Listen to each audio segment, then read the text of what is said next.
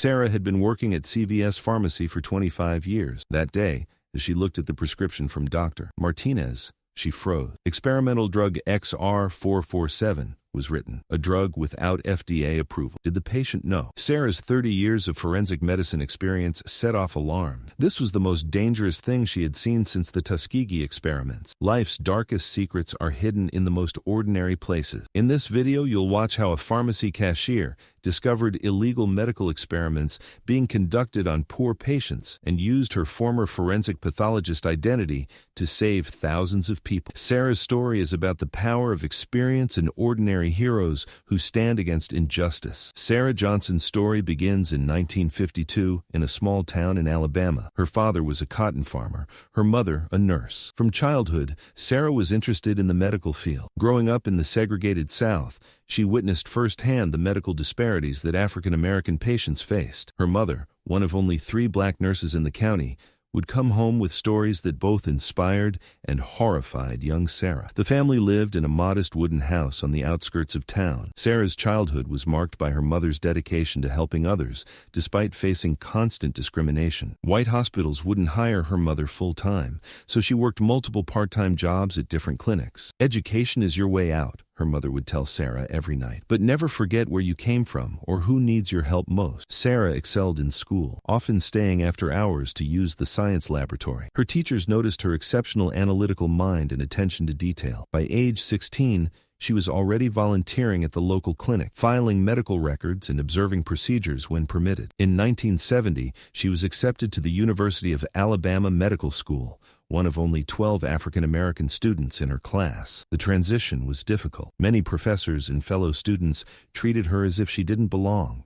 She faced constant microaggressions, exclusion from study groups, and professors who assumed she was there through affirmative action rather than merit. But Sarah persevered. She found her calling in forensic pathology during her 3rd year when Dr. William Hayes, one of the few professors who encouraged her, introduced her to the field. "The dead don't lie, Sarah," he told her. "They tell us stories that the living sometimes try to hide." She specialized in forensic pathology, focusing particularly on cases involving suspicious deaths in minority communities. Her mentor, Dr. Hayes, had spent years documenting medical mistreatment of African American patients, and he taught Sarah to look for patterns that others might miss or deliberately ignore. In 1975, Sarah began working at the Alabama State Medical Examiner office. The work was challenging and often heartbreaking. In those years, medical discrimination was still widespread in the American South. African American patients received different treatment and were often used as volunteers for medical research without proper informed consent. Sarah's first major case came in 1978. There was a mysterious death cluster in rural Alabama. 15 African American patients from the same area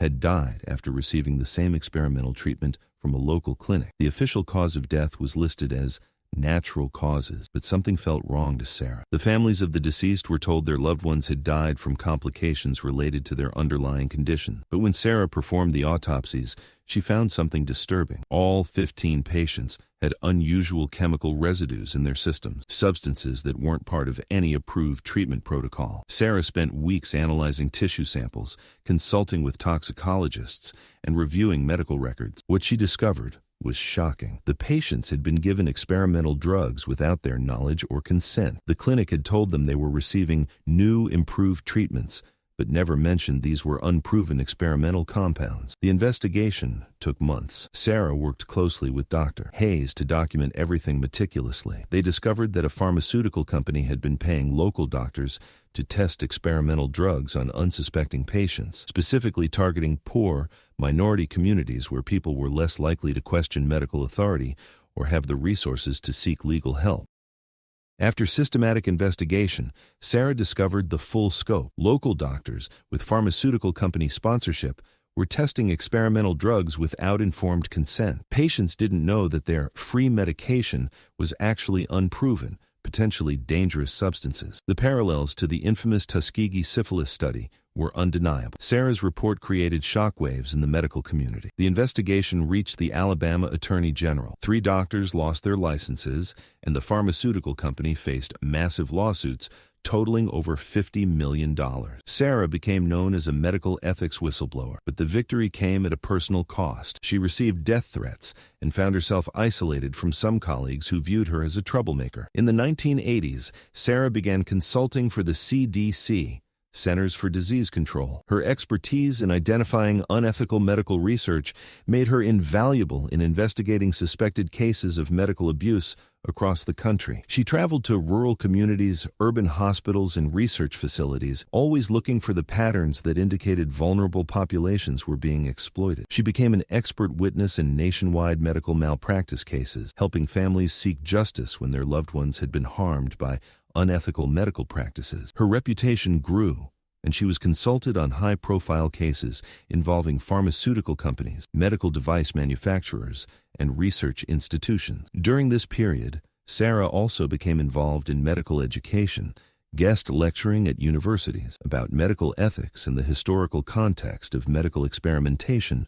on minority populations. She would tell her students about the Tuskegee experiments, the forced sterilizations, and other dark chapters in medical history, always emphasizing that vigilance was required to prevent such abuses from happening again. She gained a national reputation for identifying unethical medical research and became a sought-after speaker at medical conferences. Her presentations were powerful, combining rigorous scientific analysis with passionate advocacy for patient rights. In 1995, Sarah married Robert Johnson, a retired high school history teacher who shared her passion for social justice. Robert had spent his career teaching students about civil rights history and had always admired Sarah's work. The couple moved to Nashville, where they bought a small house near Vanderbilt University. Sarah continued her consulting work, but she and Robert also became active in their community. They volunteered at free health clinics, organized educational seminars about patient rights, and worked with local organizations to help underserved populations navigate the healthcare system. Robert would often joke that he had married a real-life superhero, someone who fought injustice with science and determination. The couple tried to have children but faced fertility struggles, a source of quiet sadness in their otherwise happy marriage. Instead, they channeled their nurturing instincts into mentoring young medical students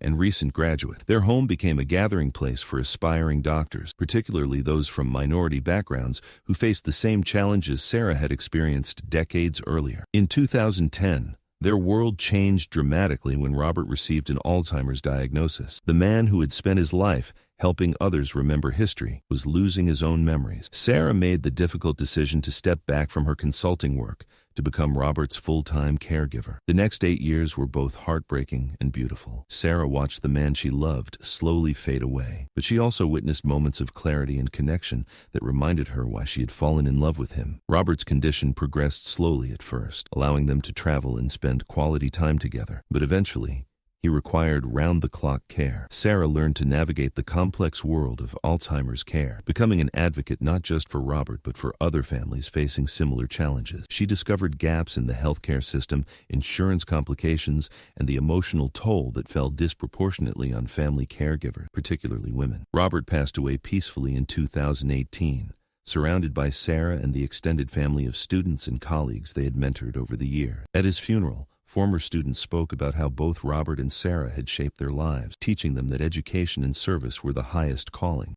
After Robert's death, Sarah found herself alone for the first time in decades. At 66, her medical career seemed to be behind her, but her mind was still sharp and her passion for justice undiminished. Social Security and Robert's teacher's pension provided a modest income, but the medical bills from his care had depleted their savings. At an age when many people were enjoying retirement, Sarah needed to work. She initially considered returning to consulting work, but found that the field had changed significantly during her caregiving years. Many organizations now preferred younger consultants with more recent experience in digital forensics and modern medical technology. Despite her decades of expertise, Sarah faced the reality that ageism in the workplace was alive and well. It was during this period of uncertainty that she learned about the part-time cashier position at CVS Pharmacy. The irony wasn't lost on her. After spending her career investigating pharmaceutical companies, she would now be working at the retail end of the industry. But she needed the income, and she told herself it would be a way to stay connected to the medical field,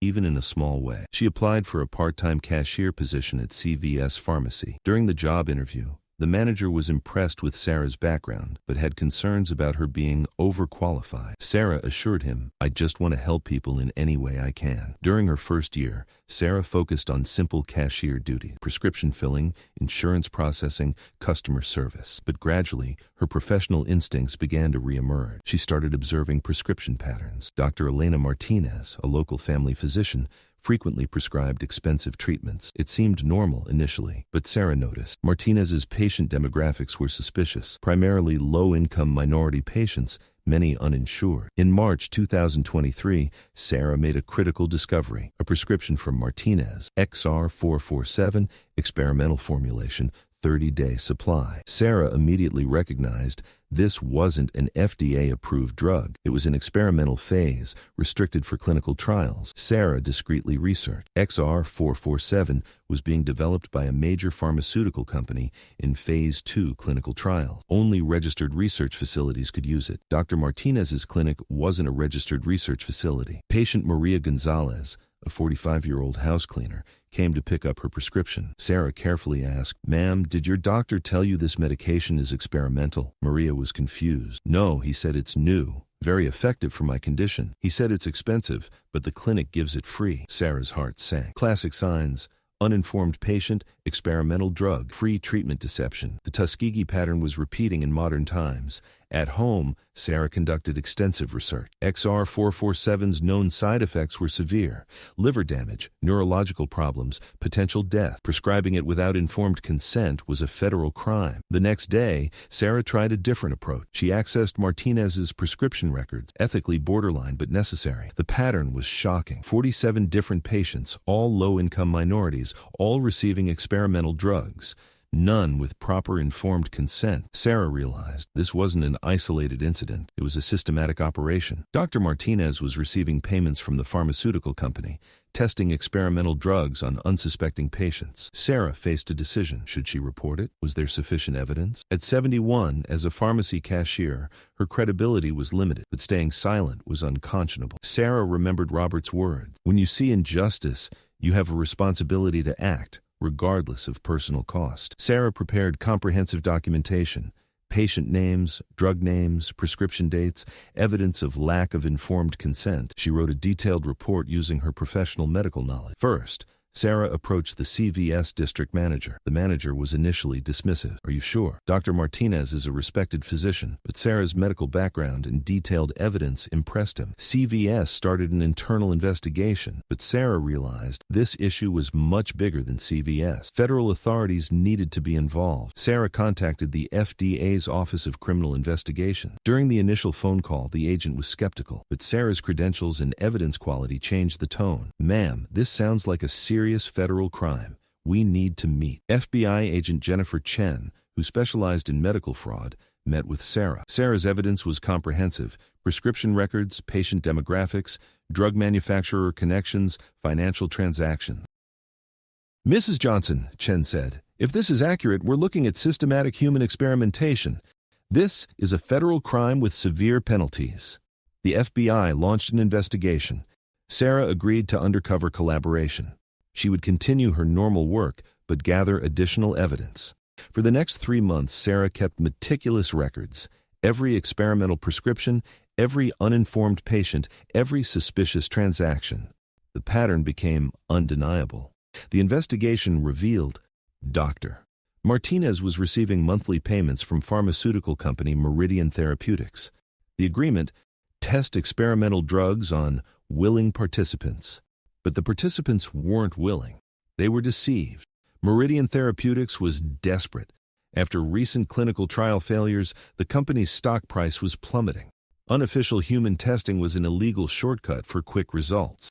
The FBI operation culminated in September 2023. Simultaneous raids: Dr. Martinez's clinic, Meridian Therapeutics offices, related facilities. The evidence was massive. Dr. Martinez was arrested, charged with conducting unauthorized human experiments, informed consent violations, medical fraud, conspiracy. Meridian Therapeutics executives faced federal charges. During the trial, Sarah was a key witness. Her medical expertise and detailed documentation made the prosecution's case strong. The defense attempted to undermine Sarah's credibility, but her distinguished career spoke for itself. Dr. Martinez was sentenced 15 years in federal prison, medical license permanently revoked, $2 million in restitution to victims. Meridian Therapeutics, $150 million fine, bankruptcy. But the story doesn't end there. Sarah's actions attracted national attention. Medical ethics organizations honored Sarah. She received the American Medical Association's Award for Medical Ethics. More importantly, Sarah's case inspired federal legislation. Enhanced informed consent requirements, stricter oversight of experimental drug trials, stronger penalties for unethical research. Sarah now works as a consultant for the FDA. Her expertise in identifying unethical medical research is invaluable. At 71, she started the second chapter of her career. She continues working at CVS, but now in a different capacity. As a pharmacy ethics advisor, she identifies suspicious prescription patterns. She mentors young pharmacists. In Sarah's office, there's a photo, her with Maria Gonzalez. Maria recovered from the experimental drug treatment and is now healthy. "You saved my life," Maria said. "I had no idea what they were doing to me." Sarah's transformation is complete, from invisible cashier to national hero, from medical ethics defender to forgotten expert. But the most important thing, justice was served. Patients were protected. Young CVS colleagues now treat Sarah with deep respect. They know this isn't an ordinary cashier, she's a medical ethics warrior. They're eager to learn from Sarah, to benefit from her experience. Sarah's lesson to everyone: expertise is never wasted. At the right moment, in the right person, the right knowledge can save lives. Age is not a barrier to making a difference. The medical community is now more vigilant against experimental drug abuse. Sarah's case became a warning. Unethical research will not be tolerated. Consequences will be severe. The elderly forensic pathologist taught everyone an important lesson. Justice is not limited by age. The right knowledge at the right time, in the right hands, can change the world. Have you ever faced such a situation? Do you fully know what you're taking when receiving medical treatment? Share your experiences in the comments. If this video gave you hope too, don't forget to like it. Don't forget to subscribe so you don't miss stories of real heroes like this. If you enjoyed this story, click the like button and subscribe to the channel so you don't miss the next inspiring tale.